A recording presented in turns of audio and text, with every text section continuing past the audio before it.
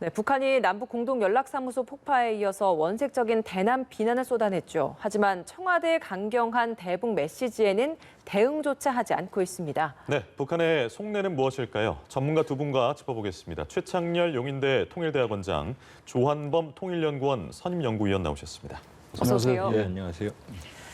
네, 북한이 어제 오늘은 좀 조용한 것 같습니다. 노동신문을 통해서 연락사무소 폭파는 시작에 불과하다 이런 경고성 메시지를 하고는 있습니다만 전날 김여정 제1부부장이 우리 대통령을 향해서 굉장히 좀 높은 수위의 표현들을 사용한 것에 비하면 우리 정부가 북한을 향해 맹비난 메시지를 발표했음에도 불구하고 여기에 대한 언급은 없는 것 같습니다. 그 이유가 있을까요? 그러니까 이제 NSC 우리가 이제 강력 대응, 그다음에 이제 초강경이죠 사실은 이 정부에 들어서 가장 대응을 했을 때 저는 이제 걱정을 했던 게 그러면 김여정 부부장이 담화를 낼 거고 그럼 추가 행동을 예고할 걸 우려했거든요. 예. 근데 내용은 이제 물론 이제 문 대통령을 비난하는 원색적인 내용은 들어있지만 행동은 안 들어있어요. 그러니까 지금 여러 가지 북한 측의 6월 4일 김여정 부부장의 담화부터 최근에 이르기까지 북한 측의 담화 내용을 보면 항상 행동이 예고가 돼 있습니다. 네. 연락 채널을 끊는다. 네. 그다음에 개성 연락사무소를 형체도 없이 없애버린다. 그다음에 지금 또 예고했죠. 4대 군사 조치도. 네. 1호 태세, 전투 태세. 그다음에 DMZ, 그다음에 금강산 개성의 병역 진출. 그다음에 삐라살포. 그다음에 서해 해안 포 사격 훈련 재개. 예. 여기까지는 다 예고가 돼 있거든요. 예. 제가 보기엔 여기까지가 그러니까 1단계의 첫 행동이다 이런 표현들이 등장하거든요. 내용상 보면. 그럼 요 단계까지인 것 같습니다. 일단은. 여기까지는 신속하게 진행이 될 것 같고 당 중앙군사회 승인을 받겠다고 그랬지만 아마 이미 제거가 났을 가능성이 왜냐하면 당 중앙군사회는 5월 말에 열렸거든요. 이미. 그때 아마 이 내용이 논의가 됐을 가능성이 있고 그러니까 1단계 조치는 여기까지인 것 같습니다. 네. 그리고 이제 무력 시위나 과시를 목적으로 하는 행동은 하겠지만 물론 이제 안보적인 태세는 강화해야죠. 그러나 직접적인 대남 무력 도발까지는 요 단계에서는 가지 않을 가능성이 높습니다. 일단은. 한 차례 숨고르기에 들어갔다 이렇게 보면 되겠습니까? 그러니까 우리 정부도 이제 입장을 좀 바꿨죠. 워낙 북한의 지금 도발이나 마찬가지죠. 직접적인 군사적인 무력 시위라든지 직접적인 공격은 없었습니다만 2010년도 같은 포격 이런 건 없다 하더라도 사실상의 선전포고처럼 해석될 수 있는 거죠. 남북 관계를 2017년도 11월로 완전히 되돌리는 거 아닙니까? 2018년도 김정은 위원장이 신년사에서 그 메시지를 발표함으로써 이제 남북 관계가 이제 긴장이 해소되기 시작했던 거 아니에요? 그리고 4.27 판문점 선언으로 이어졌던 건데 2017년도 11월 때까지 얼마나 남북 관계가 긴장이 고조돼 있었어요. 북미 간에 전쟁 얘기도 나왔었고 아마 그쪽으로 지금은 현재는 적어도 외관상으로는 그쪽으로 간 거란 말이죠. 그러니까 지금 제가 우리 조 의원 말씀처럼 여러 가지를 할 거 다 한 것 같아요. 지금 뭐 GP에도 병력이 들어온 것 같고 그리고 뭐 이제 남은 거는 개성공단과 이제 금강산 관광 이걸 완전히 철거하는 거. 그리고 9.19 군사합의를 2018년도에 그 9.19 군사합의 남북 간에 있었던 그것을 완전히 폐기를 선언한다든지 이런 것들이 좀 몇 개 남아 있을 수가 있죠. 그리고 최근에 또 북한이 얘기한 게 서울 불바다 얘기를 또 했어요. 예. 과거에 했던 얘기인데 그렇죠. 불바다 얘기는 어쨌든 남북 간의 군사적 긴장을 고조시키는 거거든요. 이제 일단 숨고르기라는 거는 이제 우리 정부도 거기에 강력 대응하겠다고 분명히 얘기했기 때문에 만약에 그들이 군사 도발을 한다면 이쪽도 가만히 있지 않을 걸 분명히 알 겁니다만 원점 타격 얘기가 옛날에 나왔었는데 그것보다 더한 우리 대응이 있을 수가 있거든요. 미국의 움직임도 마찬가지고 아마 그래서 일단 좀 자제라기보다는 좀 전략적으로 이 상황을 좀 주시하는 게 아닌가 이렇게 보여집니다. 예. 지금 잠시 숨고르기를 하고 있다. 그러면 다음 행보는 무엇일 것이냐. 지금 얘기한 거 말고 이후에 뭐 유력인들 사이에서는 SLBM이 다음 단계가 될 것이다라는 얘기도 있던데 어떻게 보십니까? 그러니까 김여정 부부장, 김여정의 말에 따르면 이제 9.19 군사합의, 그다음에 개성공단, 금강산, 그다음에 연락사무소 이건 김여정 말입니다. 가이드라인. 이게 될지니까 그걸 한다는 얘기는 아니고 예고는 한 거죠. 예. 범위가. 근데 이제 지금 개성공단을 만일에 철거하게 되면 어떤 문제가 발생을 하냐면 북한이 경제개발구를 27개를 만들어서 외자 유치를 하려고 하고 있어요. 지금 저 폭파로도 국제적인 신뢰가 날아간 거거든요. 근데 개성공단을 철거한다면 그 경제개발구 사업은 물 건너가는 거죠, 완전히. 예. 그다음에 금강산을 손을 대게 되면 김 위원장이 역점을 두고 있는 원산갈막 관광 사업에 타격을 받죠. 거기 누가 가겠습니까? 그렇기 때문에 그건 딜레마일 거고요. 그건 다음 단계 행동으로 남겨둘 것 같고 지금 5월 말에 열렸던 당중앙 군사위원회 예. 노동신문의 보도 기준으로 5월 24일 날 보도를 했거든요. 그때 이제 핵과 재래식 전력 두 부분을 얘기를 합니다. 핵은 핵무력을 강화하고 고도의 격동 상태를 유지하겠다. 이 얘기는 지금 ICBM 핵실험 한다는 얘기는 아니에요. 문맥상. 그냥 이 상태를 유지하겠다. 여기에 이제 SLBM이 들어갈 수 있죠. 예. 왜냐하면 SLBM은 사실은 중거리 미사일인데 트럼프 대통령이 작년에 북한이 10월 달에 쐈을 때 조용했거든요. 괜찮다 그랬거든요. 레드라인은 아닌. 예, 왜냐 중거리지만 단거리를 쐈거든요. 그러니까 그거는 할 수 있겠죠. 그다음에 지금 심포에서 건조 중인 김정은 위원장이 지난해 7월에 보여줬던 잠수함을 진수하는 모습. 예. 이 정도는 가능하겠죠. SLM 단거리. 그다음에 재래식은 어떻게 얘기를 했냐면은 새로운 부대들을 편성하고 포병들의 타격 능력을 강화하겠다 그랬거든요. 이게 뭘 의미하냐면은 지난해 썼던 초대형 방사포, 단거리 발사체를 부대를 편성을 해서 그걸 배치하겠다는 얘기거든요. 네. 그러면 우려스럽지만 지금 개성이나 이런 쪽에 그런 포병 부대들을 배치할 가능 눈에 보이게 해요. 그러면은 이제 서울 불바다하고도 연결이 되는 거죠. 그게 네. 사거리가 서울까지 오니까. 그러니까 직접 무력 도발은 안 하겠지만 그러나 쉽지 않겠지만 그러나 그게 보여주는 그 무력 시위는 할 것 같고요. 요 단계까지고 이제 그게 만일에 그 다음에 우리 반응을 볼 거고 이제 그게 정 안 먹힌다 그러면 이제 다음 단계 이제 개성이나 금강산에 대해서도 위해를 가할 가능성을 배제할 수는 없죠. 근데 이제 그런 군사적인 행동들이 북한군 총참모부도 했던 표현이 당 중앙군사위원회 비준사항이라고 했잖아요.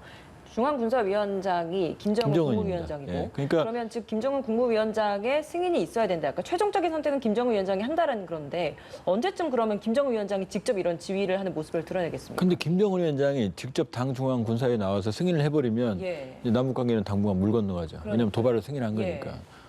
그러니까 당 중앙 군사회의는 이미 5월 말에 열었어요. 그러니까 이런 방안이 있을 수 있죠. 승인을 그냥 올려서 서류상으로 받는 방법. 꼭 열지 않고 약식으로. 그다음에 당 중앙 군사회의를 여는데 김정은 위원장이 참석하지 않을 가능성. 또 비공개를 할 가능성. 또 김정은 위원장이 참석해서 직접 명령을 내릴 가능성. 다양한 가능성이 있는 거죠. 예, 예. 아니면 이미 승인이 났을 수도 있죠. 서류상으로. 그러니까 꼭 당중앙군사회 열어서 그림처럼 김정은 위원장이 주재를 해서 등장을 한다. 이게 아닐 수도 있죠. 아니면 등장을 해도 본인이 직접 승인한다는 모양새는 취하지 않고 그냥 군사회의를 열었다는 얘기만 나올 수 있죠. 왜냐? 김정은 위원장이 전면에 나서 남북관계에 대한 비난이나 승인을 행위를 해버리면 이 회복이 불가능하잖아요. 정상의 가능성이 다 날아가 버리잖아요. 근데 뭐 그런 사실 군사적인 행동까지 이제 승인이 됐다라는 건 직접 모습을 드러내지 않더라도 결국은 김정은 위원장이 그럼요. 지시를 했다라는 건 그럼요. 뭐 대내외적으로는 다 알 수 있는 당 사실이잖아요. 중앙군사위 위원장이 김정은이기 때문에 그러니까요. 어떤 승인이 나더라도 김정은 위원장이 제가가 난 거죠. 그러니까. 근데 이제 겉으로 드러나는 것하고 그냥 승인이 난 것하고는 다르죠. 정치적 효과는. 알겠습니다. 이런 상황에서 이도훈 본부장이 스티븐 비건 국무부 부장관을 만났습니다. 비공개라서 추측을 해볼 수밖에 없습니다만 두 사람의 만남 자체가 의미가 큰 거잖아요. 어떻게 보십니까? 지금 여러 가지 이 상황 자체가 남북 간에 합의한 게 많이 있잖아요. 그게 이 얘기가 잘 안 되고 있는 거 아닙니까?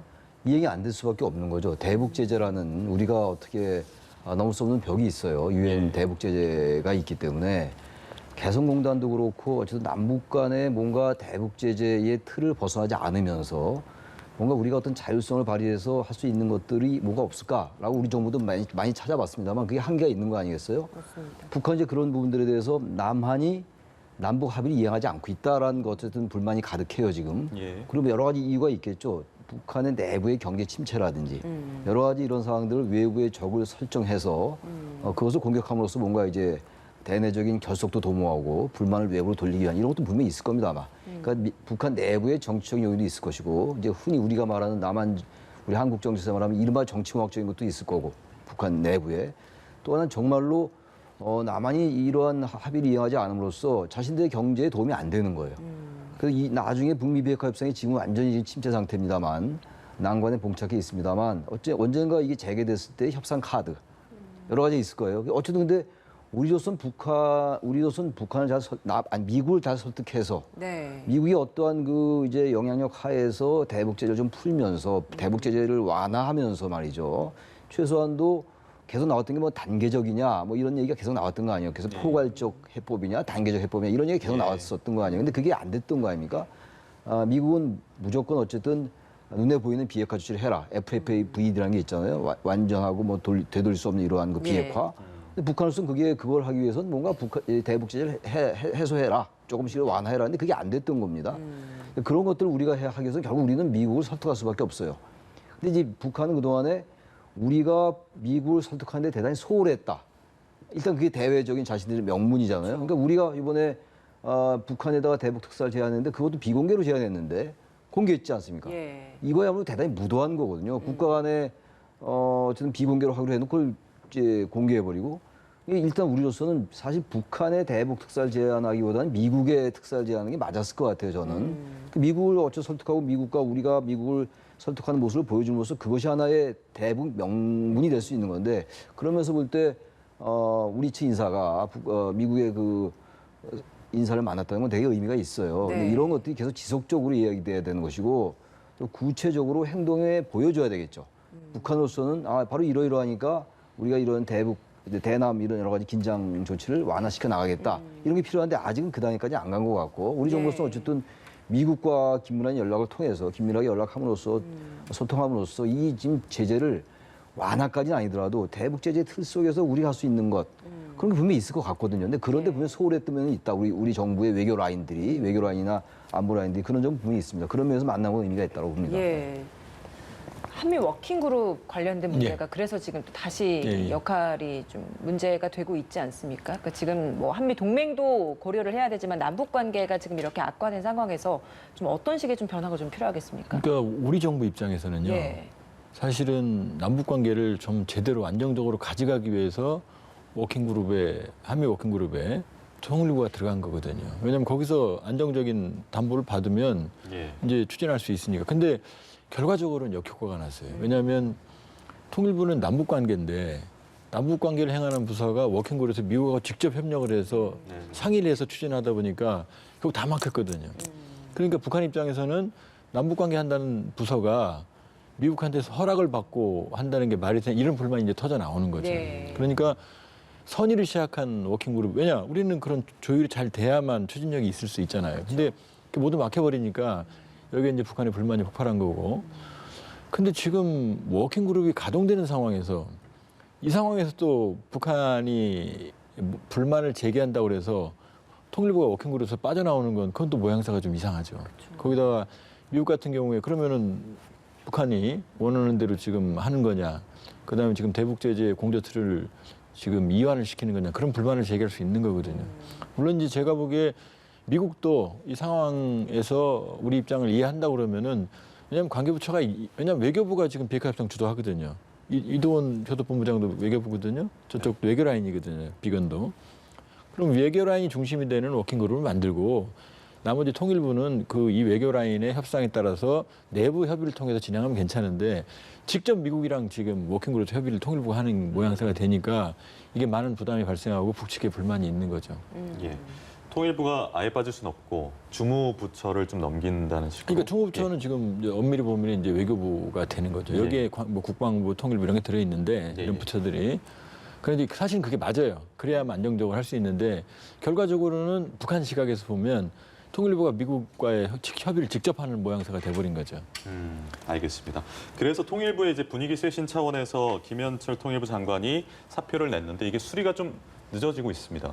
어떻게 보십니까? 배경. 어차피 수리가 될 것 같아요. 누군가는 뭐 책임을 져야 될 것이고 아마 문재인 대통령의 인사 스타일과도 관련이 있겠죠. 지금 이제 후임 인사도 골라야 되고 또 김현철 장관의 책임을 이제 묻는 격이 되는 건데 그렇게 된다면 또 이게 모든 걸 우리 남한 책임으로 인정할 수 있는 게 되기 때문에 일단은 시간을 두는 거겠죠. 근데 어쨌든 우리 지금 말씀처럼 통일부의 역할에 대해서 한번 좀 우리 정부 내부에서 점검할 필요가 좀 있을 것 같아요. 지금 청와대 외교 라인이 있고 안보 라인이 있지 않습니까? 외교부가 있고 말이죠.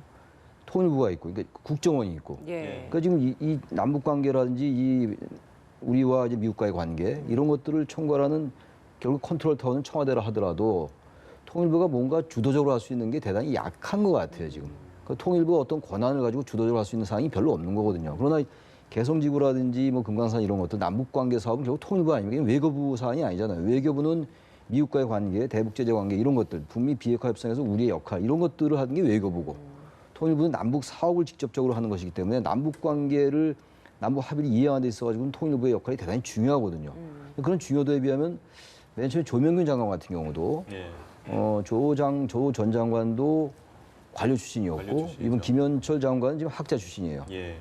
그러니까 이제 정치인 출신이 아니니까 뭔가 관료 출신과 학자 출신들에게 뭔가 맡겨봤던 거죠. 김현철 장관은 관료 출신이 아니기 때문에 뭔가 주도적으로 오히려 할 수 있다. 근데 그런 면에서 대단히 좀 이제 그 한계가 있었죠. 근데 통일부가 과연 할 수 있는 게 무엇이 있을까? 그러니까 이번에 통일부 장관이 누가 오더라도 지금 이제 보도에 의하면 정치인 출신이 온다고 하는 것 같아요. 예. 누가 오더라도요. 통일부가 뭔가를 할 수 있는 그러한 권한이 주어져야 될 것 같아요. 그렇지 않으면 누가 오더라도 물론 정치인 출신이 뭐 이른바 뭐 실세인지 뭔지 이런 사람들이 오면은 좀 나을 수는 있을 거예요. 그러니까 말하자면은 통일부가 좀 일을 좀 저질러야 돼요. 그래야 지금 문재인 정부도 오히려 통일부는 그 자기 사업인데 어쩜 우리로서는 이러이러했다면서 얘기할 수 있게 있어요. 미국에 대해서도. 근데 통일부가 너무 얌전한 것 같아요. 제가 볼 때. 통일부가 후임 이제 장관이 오면은 그러한 것들 할 필요. 과거에 통일부 장관이 통일원이었을 때 부총리였던 적이 있어요. 그러니까 그건 또 다른 차원의 얘기이긴 합니다만 통일부가 이 남북 관계를 좀 주도적으로 하면서 그런 게 좀 필요하지 않을까. 근데 통일부 사실 김현철 장관이 취임하고 난 다음에 특별히 한 일이 없지 않냐 이런 불만들이 제기돼 왔던 것도 사실이었거든요. 좀 그래서 다시 질문으로 돌아가서 김현철 장관의 사표는 곧 수리될 것 같고 예. 그 이후에 후임으로서는 아마도 뭔가 이제 그 외교 쪽이나 청와대에 휘둘리지 않으면서 휘둘린다기보다도 뭔가 주도적으로 할 수 있는 그런 인사가 오지 않을까 이런 생각을 합니다. 그 후임으로 지금 뭐 국회 내에서 이인영, 우상호, 홍익표 의원들도 좀 거론이 되고 있는 것 같고 그리고 임종석 전 비서실장도 거론이 되고 있는 것 같은데 좀 가장 좀 주목된 인물이 있으신가요? 임종석 실장이 오면 아주 괜찮을 것 같긴 해요. 뭐 청와대 대통령 비서실장 할 때 뭐 그 관계를 주도했었으니까.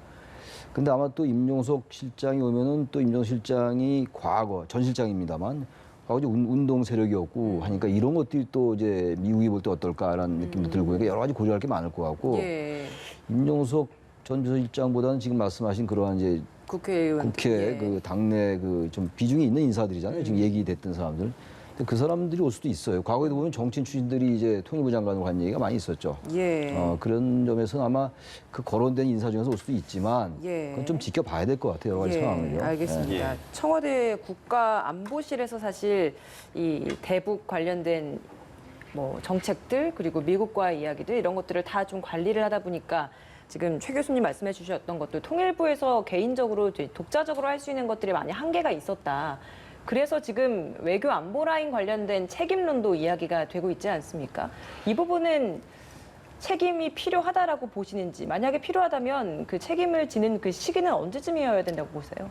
저는 이제 이 사태의 발단이 사실은 한반도 평화 프로세스를 주도해온 건 한국이거든요. 오늘 아침에 보도가 됐지만 볼턴 보좌관 지금 트럼프 대통령 싸우잖아요. 그때 어떤 표현이 나오냐면 이 프로세스, 그러니까 비핵화 협상 이 프로세스는 한국의 창조물이다 이렇게 말을 했어요. 그래서 자기들 이제 본인 말은 그래서 미국 의도가 별로 안 들어가 있다 이런 불만을 제기하지만 그 내용은 우리가 주도했다는 거예요. 그걸 우리가 주도해서 사실은 북한을 견인하고 북미 회담을 견인하고 이렇게 온 거거든요. 네.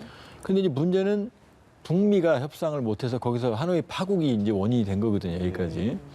그럼 엄밀히 보면 우리 외교 안보 라인의 책임보다는 북미 협상 실패가 더 큰 거거든요. 북미 불신이. 그러니까 저도 김현철 장관하고 잘 아는 지인이고 같은 동료 학자고 그렇지만 예.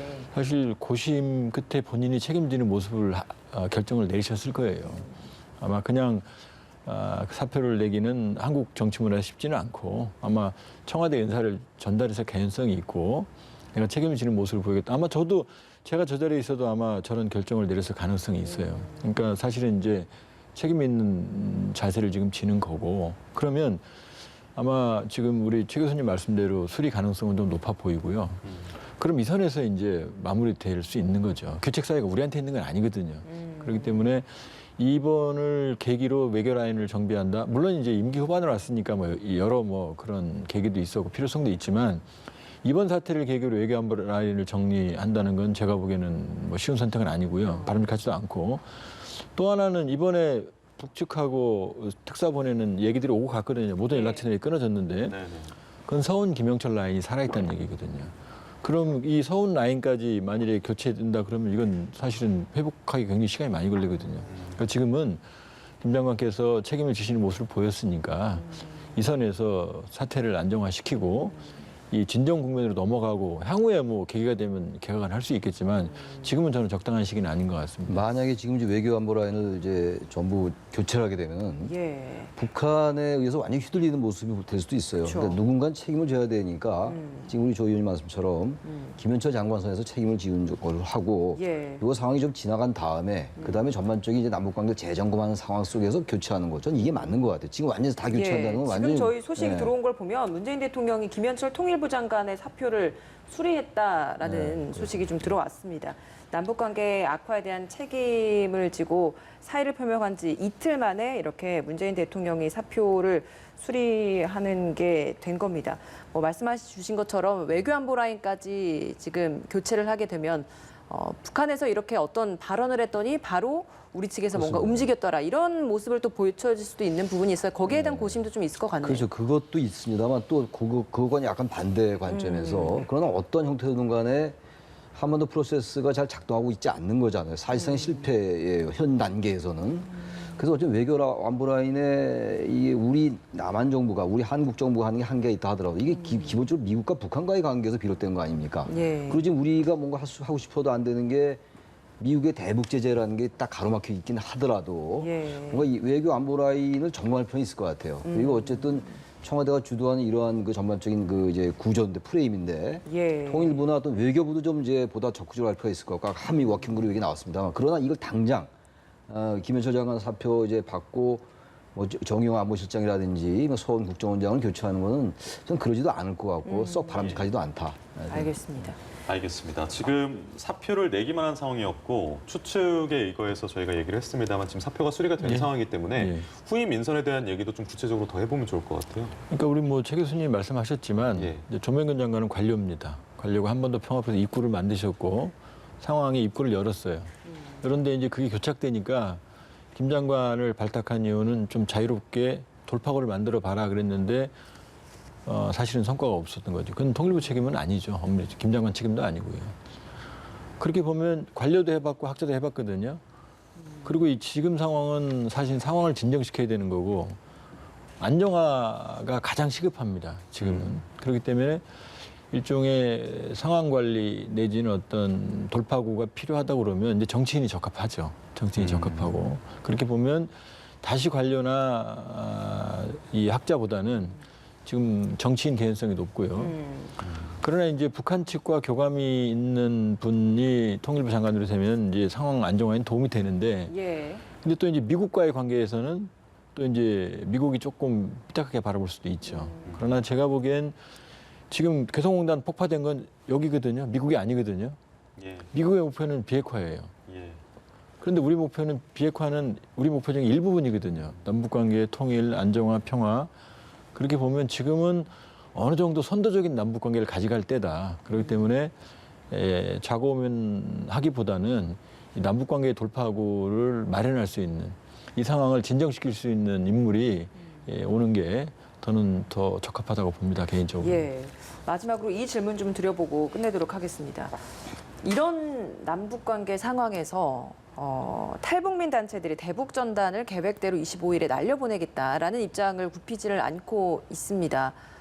어떻게 생각하십니까? 전 참 잘못된 행동이라고 생각해요. 한마디로 직설적으로 말씀드리고 싶은데 대북 전단이 그게 우리 안보에 무슨 도움이 되는지 그 탈북 단체 그분들이 하는 게 북한 인민들에게도 도움이 되는지를 볼 필요가 있어요. 그리고 당장 어쨌든 북한은 우리가 대북 전단을 살포하지 않더라도 다른 걸 또 꼬투를 잡아서 그렇게 했을 겁니다 아마. 제가 아까 말씀드린 바와 같이 북한 내부의 사정도 있는 것이고 대북 전단 하나만 그러는 건 아니라 하더라도요. 대북 전단 우리가 보내지 않겠다는 건 어쨌든 남북 합의였잖아요. 그 그들도 대남 B라 뭐 전단 이거 안 하잖아요 지금. 근데 이거 물론 그들은 뭐 표현의 자유라고 얘기도 하기도 하고 북한의 인민의 인권 이런 얘기 합니다만 이렇게까지 이 부분이 하나의 변수로 작동된다면 그걸 멈추는 게 맞아요. 전 그래서 표현의 자유만 운운할 게 아니고 뭐 대법원 판결도 많이 있으니까 뭐 그걸 지금 얘기할 시간은 없는 것 같은데 적어도 네. 대북 전단은 이 시점에서는 정부가 보다 적극적으로 해서 말릴 필요가 있다. 저건 바람직하지 않다고 생각합니다. 네.